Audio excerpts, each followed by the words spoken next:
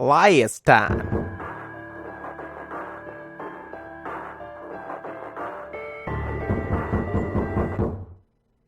What? To be continued. Friends and Meisters, welcome back to more 999. Last we left off, we got locked in a room with a coffin that was making noises. We could only assume someone was trapped in there, but we had no way of getting them out, so we couldn't figure out exactly who it was. I think because of what Clover said, being that Snake's not dead, that it was probably him. That, or it could be someone else. We don't know, because we weren't able to open it. Anyways, from there, we're going to continue on. The game said we can skip past a ton of dialogue that may have been repetitive before, so that's great. And we do that by just simply holding the directional pad button, which is perfect. What I'll do, Meisters, when we come to a new moment in the game, I'll basically cut it there, and if you find anything different, we'll add it into the video. So, I'll be right back, I guess. Blasting off again! Friends and Meisters, we're at a new impasse, a new decision.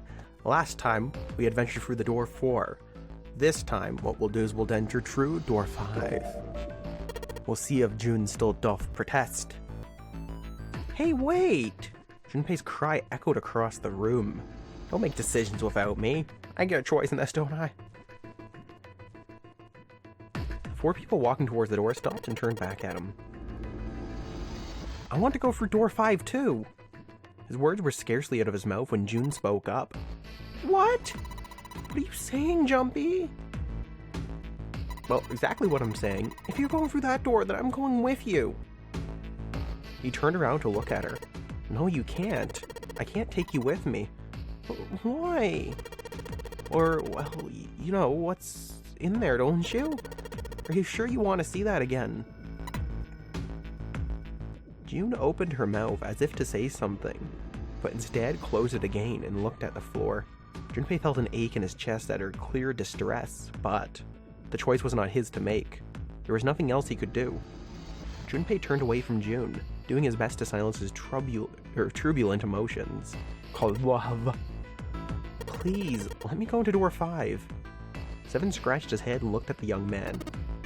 Man, now we're going right back to where we started, you know that. Junpei's bracelet number is 5, right? If we're going to add Junpei then, we must subtract 5 from the rest of us. Snake turned to Ace. Ace, please, take good care of Clover. Oh, alright, I can do that. That's completely fine. 1 plus 4 equals 5. Don't go away!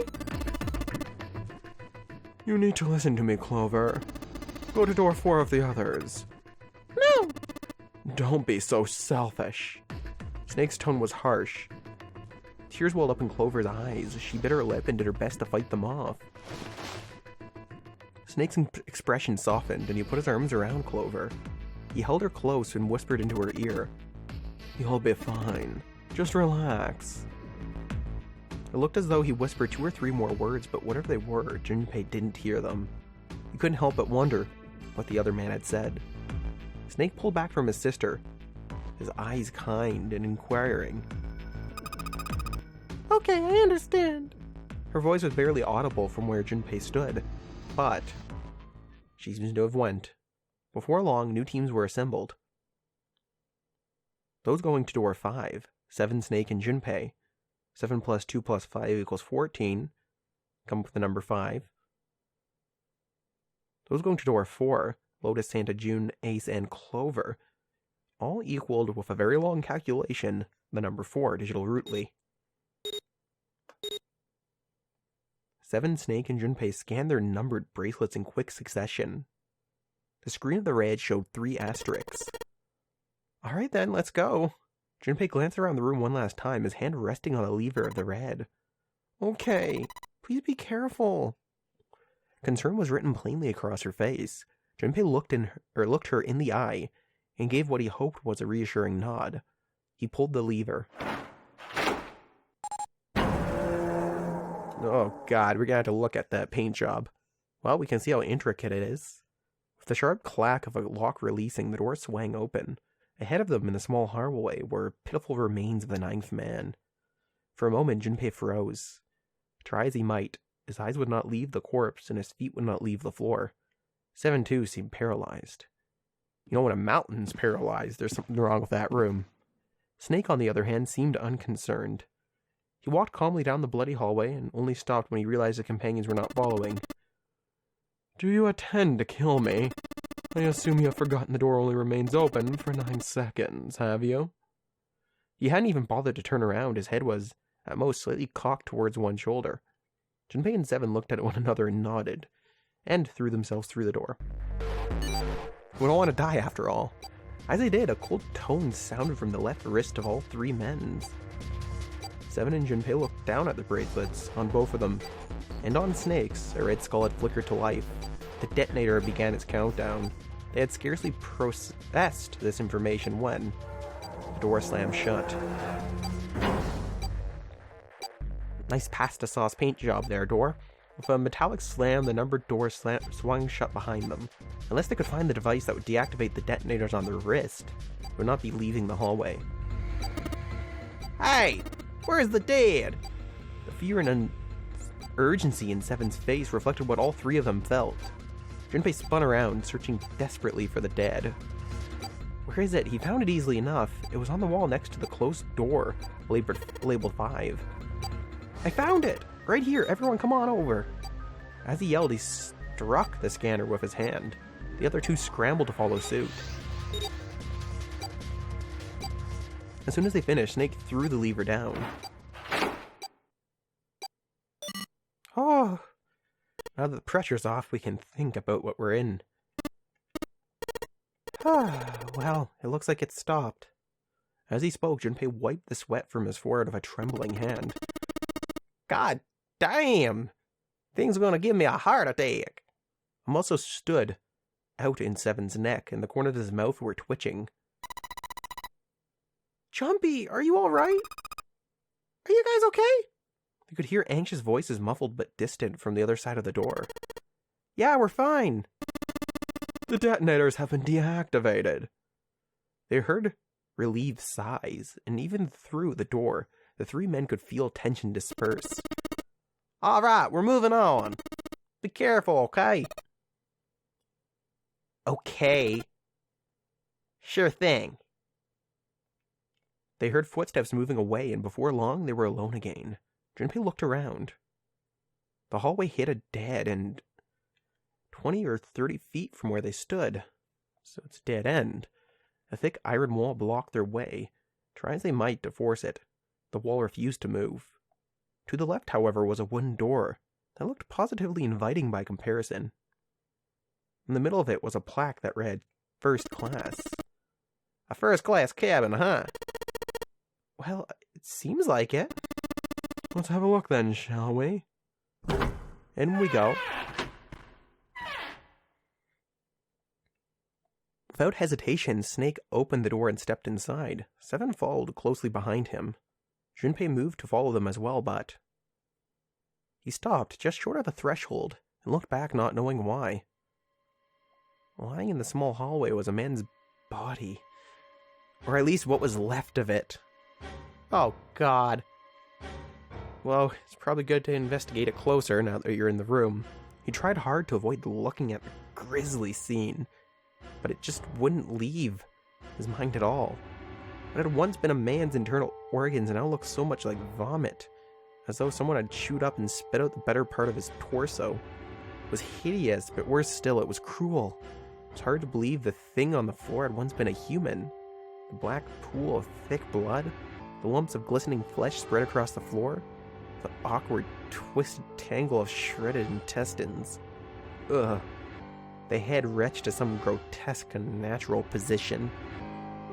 The man's glasses lay next to his head. The lenses were cracked and the frame bent and distorted.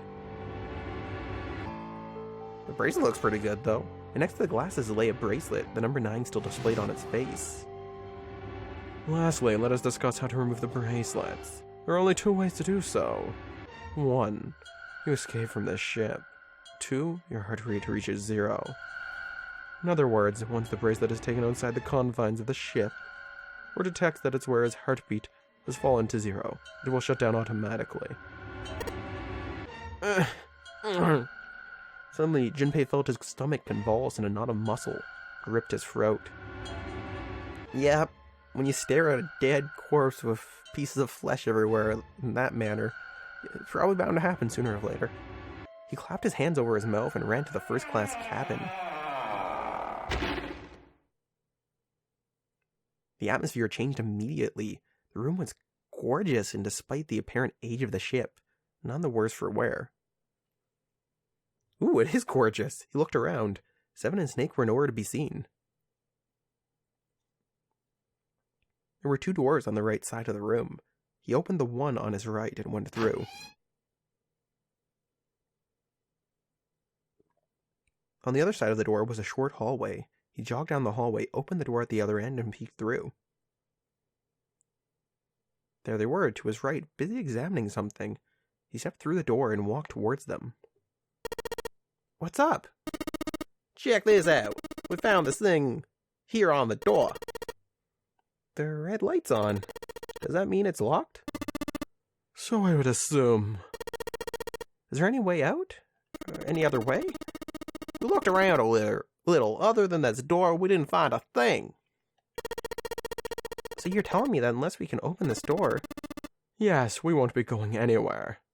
Junpei stepped away from the door and looked around the room. The room they were locked in looked like a bedroom. He figured the room he'd originally entered was a living room or whatever passed for one on a ship.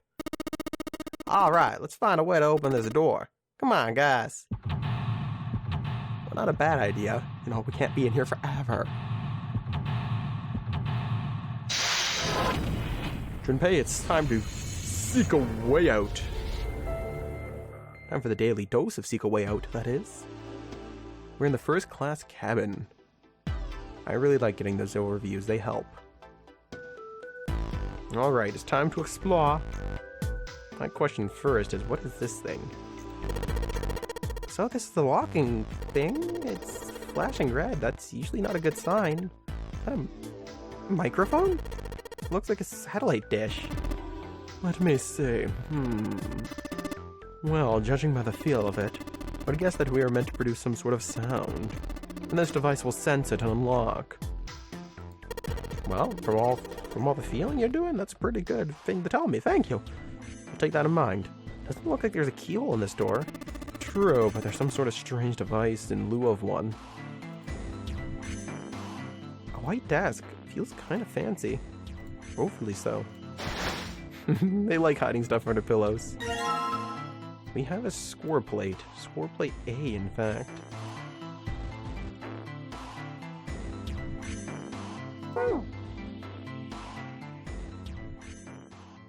It took Junpei by surprise. Snake, unusually so calm and collected, suddenly began to move. He stared about the room almost frantically, clearly looking for something. No, Junpei thought, not staring. After all, he's blind. He can't stare at nothing. Blind or not, Snake was clearly attempting to do something. At last, Junpei could no longer contain his curiosity. What are you doing, Snake? Snake waited a moment before answering. I heard something strange. Something strange? Oh well, never mind. It doesn't seem to be anything suspicious.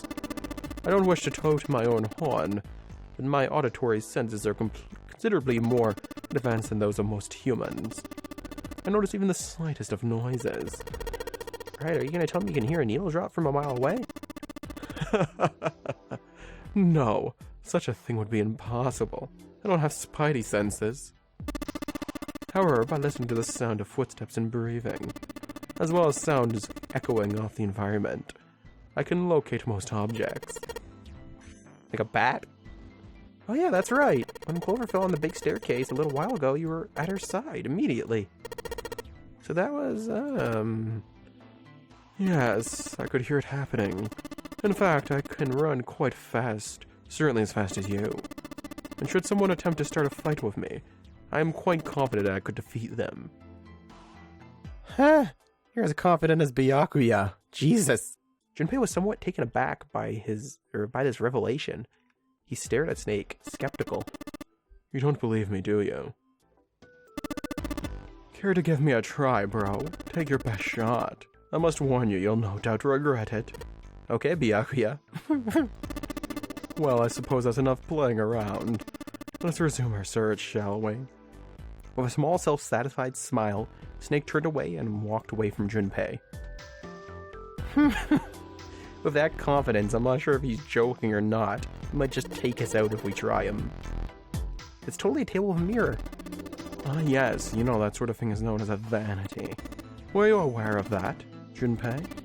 Of course, vanity also refers to self-love, conceit, and narcissism. As such, you could say that every day, when a woman looks into one of these, she is staring at her own conceit and narcissism. Doesn't that strike you as terribly sad? Well, when you put it like that, yeah. An antique vanity. There's nothing in the drawer. Yep, totally empty, just like my head today. What's this? This isn't a score. Is this a map of the ship? A map, you say? There's a map of the ship here. Yeah, and I imagine it will prove very helpful. You'd best hold on to it, Junpei. Okay, yeah, not a bad idea. It's a map. Can't go wrong with it. An upright piano. From the feel of the wood, it must be quite old. A piano keyboard. What is Snake's doing? What is Snake doing? He can't play, can he? Well, you never know. It's Snake. This piano. There's something amiss with the keys. You mean it's out of tune or something? No, not that. It's properly tuned just. Well, the sounds are clearly, purposefully different. The C key doesn't yield a C, but rather a different note entirely. The same goes for the D keys. They play some other note. Huh? Why do you think it's like that? Isn't it painfully obvious? The Zero modified it in some way. The piano you see is part of one of the puzzle Zero's set for us. Perhaps if we play the keys in the correct order, something will happen. In other words, we need to play a song on the piano. I believe so. I can't play a piano worth of crap, so I'm not sure if that's a good idea to leave it to me.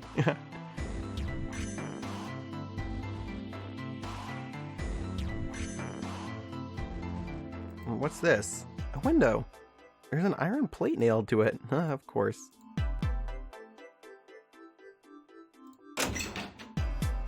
Oh, there's a door. Okay. Score plate C.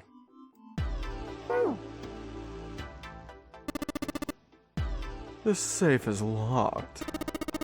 It's one of those die locks. It doesn't have a key. We just need to get the dials in the right place and it'll open. Did you find anything, Seven? Nope, not a thing. How about you, Snake? I also found nothing. It's safe with a dial lock on it. We won't be able to open it until we know the right numbers. A leather suitcase. There's nothing inside. I can tell by the weight and it makes no noise when shaken. Well, how can you be sure, Snake? You can't know till you look. It's a leather suitcase. Unfortunately, there's nothing inside. There's nothing in here. I guess that's everything then. Isn't the store we came for? Oh, no, back into a different room. Alrighty then.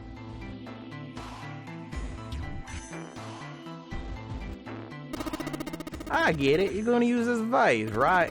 That's pretty clever, Junpei. You gotta fill this thing with water. What? What are you talking about? Oh man, you don't get it? Just grab that vase and take a look around. You'll figure it out soon enough. Okay, Seven. Oh! If I looked around a little more, that'd make a lot more sense. There's an iron grate in front of the fireplace. There's something behind it. Looks almost like a score of some sort, like the ones we've been picking up. Huh? There's something in the back. Let's see if I can reach it. Just a little... Ah! God damn it, that's hot! You aren't real smart, are you? Come on, of course it's gonna be hot. It's a fire. Professor ain't gonna help you. Even a monkey knows it shouldn't stick its hand in a fire. He has a point, Junpei. You're getting told by the mountain. Fireplace, huh? I don't see one of these too often. Aren't a lot of people these days with real fireplaces and real fires. Too dangerous. A heavy piece of paper folded in half. It has the letters S-C-O-R and E in the front of it. Score, that must be a musical score. If that's true, then the score we just found was probably in here. At least at some point. Can we take the piece of paper? No. Okay. This couch looks just big enough for 3 people. Looks perfect for me. What? Perfect for an elegant gentleman like myself. The couch looks a lot more elegant. Hey! There's something you aren't saying, right? No, never mind. Yeah, you're elegant enough, man. You're fabulous as hell. Don't punch me. There's an expensive-looking chair sitting over here. This is some sort of antique desk. Makes sense, though, I guess. This whole room's full of antiques. Get a nice handful of cash for all the stuff in here. Yeah, you probably could. Somebody spent a lot of time carving the legs of this chair. It'll snap like a twig if Seven sits on it, though. Mind your own business. Call me fat. Yeah, we're calling you fat. Well, there's no water in here. God, this place is like a okay, there's our water. There's literally a bathtub full of water. This bathtub's full of gross, cloudy water. Alright, shouldn't be too hard to fill this vase up. There we go, I got a vase full of water. Now we can douse the damn thing. Huh? This faucet is really hard to turn. Man, doesn't matter how I yank on it, this thing won't budge. Heh, hard for you to turn, kid. How about you let a man give it a shot? Embarrassing yourself. Damn it, nothing. Might as well be a damn rock. Looks like something holding that knob in place. Well, if you can't do it, Seven, guess we might as well give up. There's a plug in the end of the chain. Alright, why don't we just drain this water? Yeah, good plan. Alrighty, where's that thing? A good tug ought to be enough to get it out. Huh? Oh, wow. Convenient. There's a piece of an item we need in there. There's a plate sitting on the bottom of the bathtub. Score plate. There's one. I like that. That's clever. You give us one in there, but it's also part of the other puzzle in the other room. There's nothing's coming out. We gotta get the faucet on all the way, but I can't hear anything. No water will come. The lights, huh? Nope, doesn't look like there's anything in there. Testing. Hey, it's great to see you all here. I just flew in from New York and boy are my arms tired. Yes, thank you. I'll be here all week. Try the veal. It's not a mic 7. It's just a shower head. What? What the hell? And there we are in the mirror. What a pair. A college kid and a terrifying giant of a man in a beanie. Stuck in a cramped bathroom. Wolfish beast of a man. What do my parents say? Ah, something wrong, Junpei. You look real sad all of a sudden. I know, nothing. Don't stab me. It's a sink. The water doesn't appear to be working. Well, he pretty much just went in a circle. Oh, no, we need to go back this way. We got our water now, so we'll try dousing the fire.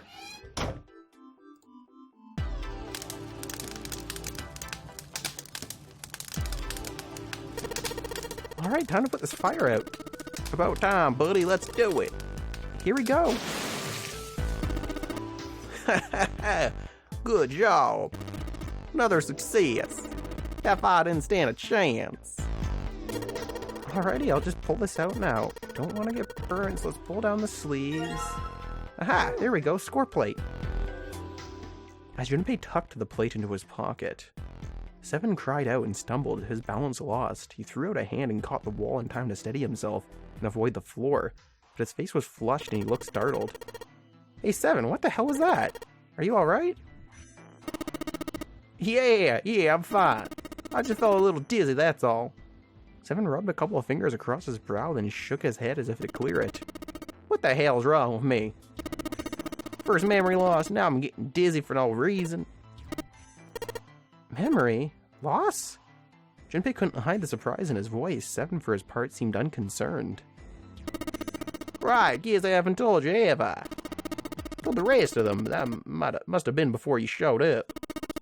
Well, the long and short of it is that I don't remember Jack from before I woke up here. Didn't realize that I hadn't told you.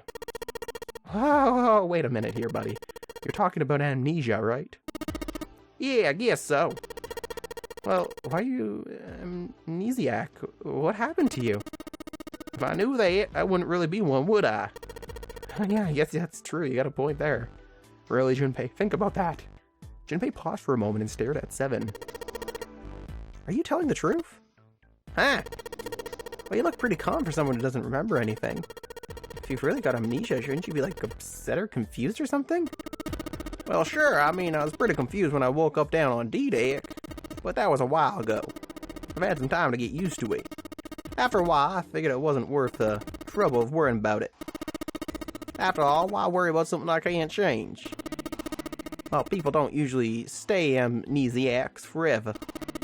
I'll figure it worked itself out eventually. That's it? That's it. Alright, that's enough talking for now. Let's get back to work. Seven's level-headed about it. I give him that. And he's not wrong. Nothing to be done by worrying about it. Seven gave Junpei a look the younger man wasn't sure how to interpret, and turned to walk away. Somehow, though, Junpei didn't find his reassurance very reassuring. Okay. We got a bunch of plates. I don't see anything else. Let's go back to the room. No. Wait, is that a different room? That is. Okay, we almost missed one. Score plate G. There's a suitcase made of leather, the color of rich mahogany. Well, shoot. Looks like there's nothing in it. It's a leather suitcase. Dang, nothing in there either.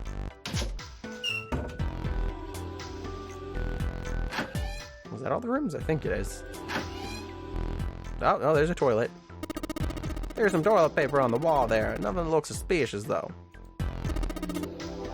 It's a toilet. Doesn't seem to be anything in the toilet or the tank. That's it, I guess? Well, I guess we need to take a good dump. It's here, at least. Okay, where is that piano? Let's try it again. Now that we have all these sheets. Sure doesn't seem to be, sure don't seem like see pianos like this much nowadays. Antiques, you tell ya. The keys on here are all messed up. I think if I play a specific tune, then something will happen. We need a score to play the song, though. There's a music plan. Seems as good a place as any to set this music up we found. Just gotta put the ceramic plate on the bottom and then stack the glass plates on top of it. Alright, good. Sweet. Now I can play the music. Junpei, would you be so kind as to play the piano? I am unable to, you see. I'm sure I needn't tell you, but the keys on this piano are not what you might expect them to be.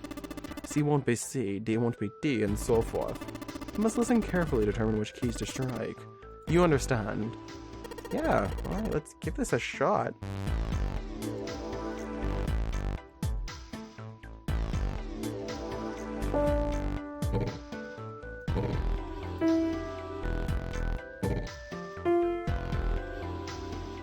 Okay, so there are different keys.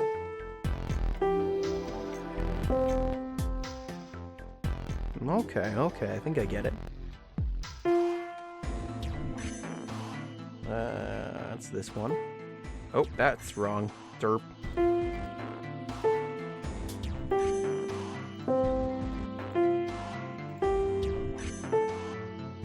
And that's the first one. There we go. They're slowly figuring it out. Oh, that is the wrong key again.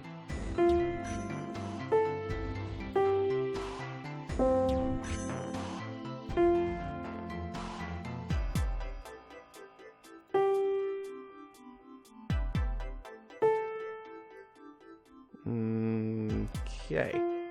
There we go.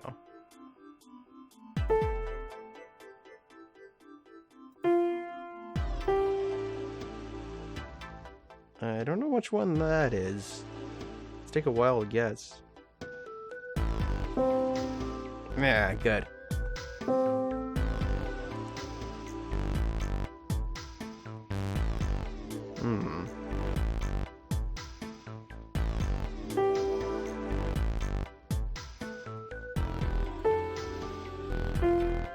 Did we get it? There we go.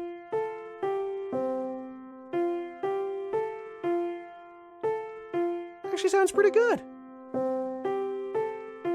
reminds me like the after school bell. Time to go home.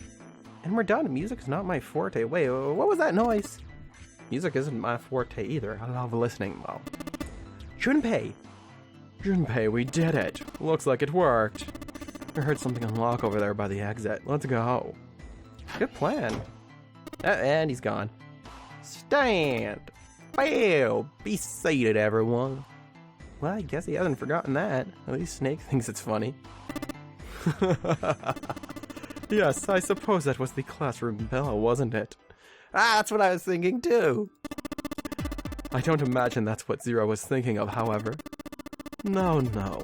Zero was almost certainly meant to suggest Westminster, not middle school. Westminster.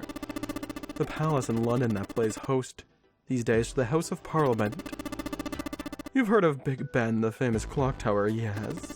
Big Ben plays that very collection of notes on the hour. Right. Wow, that's interesting. I didn't know that Big Ben played that. I don't know what Big Ben is. London, the capital of England, huh? At any rate, the door is now unlocked. Let's leave this place immediately. Yeah, true. No reason to stick around. The door goes to the living room. I don't have any reason to go out there. Oh, no, we don't. You're right. Let's go for our door now. All right, let's go.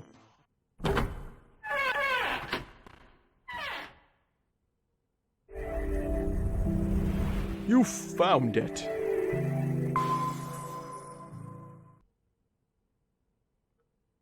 We got out. We succeeded. He came out of the door into a long, straight hallway. He paused for a moment and turned around to look back at him. Behind him, at least. Seven was bent over, apparently doing something to the door. What's he up to?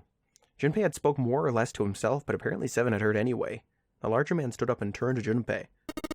Well, just put one of these plates in there. I ought to keep the door from locking again. Now we can come back here anytime we want, right? Well, that's actually a smart idea. Ah, why would you want to come back here, though? Snake was a reasonable one. Seven thought about it for a moment, before he answered. I might like to play a little piano. Piano? Come on, let's get moving. We aren't out of this yet. Though it's not a bad idea in case we did miss something or ever need to revisit the room. I can't blame him for thinking like that. Without waiting for an answer, Seven started off down the hallway. Snake shrugged, sighed, and quickly followed Seven. That's a lie, Junpei thought to himself. Yet difficulty enough believing Seven could play the piano. Oh, that's mean. But even if he could, the piano that had just left was largely useless, the keyboard completely scrambled. If Seven wanted to come back, it was likely he intended to do so in order to play the piano. But if that was the case, why would he want to leave the door unlocked? Junpei frowned, took one last look at the door, then walked away towards his companions. After some time in the hallway, they emerged in a larger, more open area. A large metal grate like the door of a jail divided it in half. Oh, that's cool, so we're on the opposite side that the others were on now. They shook it for a while, but as they had expected, it did not move. Behind the grate were two elevators. From so far away, however, it was difficult to tell if they were still operating. On the left side of the grate was a door. Unfortunately, however, it was locked and refused to open.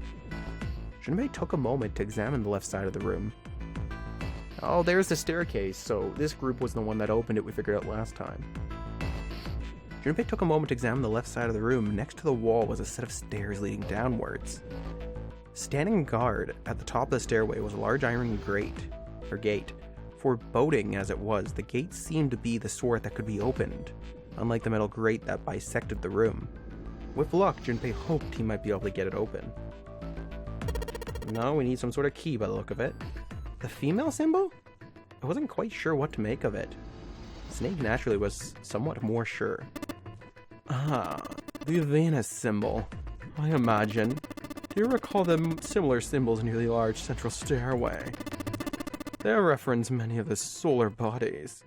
Yeah, I do remember them. Sun, Saturn, Earth. So, as you can see, that one is likely. Not the woman symbol, but a Venus symbol, right? So I assume. I think there's a saying that women are for Venus, or something like that, and men are for Mars. Though they had been discussing the symbols, Junpei now realized Seven had slipped away. His absence now felt, Snake and Junpei turned to look for their missing companion. There, Seven had left them to head down the hallway, extending to the right of the stairs. Junpei grabbed Snake to lead him in the right direction, and they both headed off after Seven. Not a bad idea. It's not good to split up alone. Before long, the three of them stood in front of a door. It was a French door. Junpei tested the door and realized that, unlike so many others that they'd encountered, it was unlocked. Almost as though he was afraid it would suddenly lock itself, Junpei threw the door open. He stepped inside. Oh cool, it's a bar. Like a parlor room with like gambling and stuff. It only took a moment for Junpei to take in his new surroundings. Is this some sort of casino? Sure looks like one. Before Junpei could comment any further, a noise from behind made him turn around. Snake was shaking the door they'd just come through. As Seven and Junpei watched, he threw his hands up in frustration, then kicked the door for a good measure. It looked as though they were once again locked in, and Seven didn't put something in it because he didn't expect it to lock.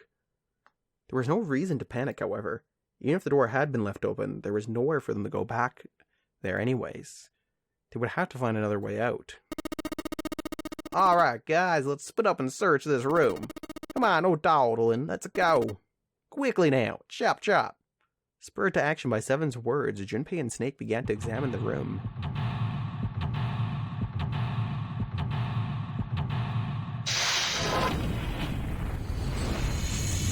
Seek a way out. Next time on Let's Play 999.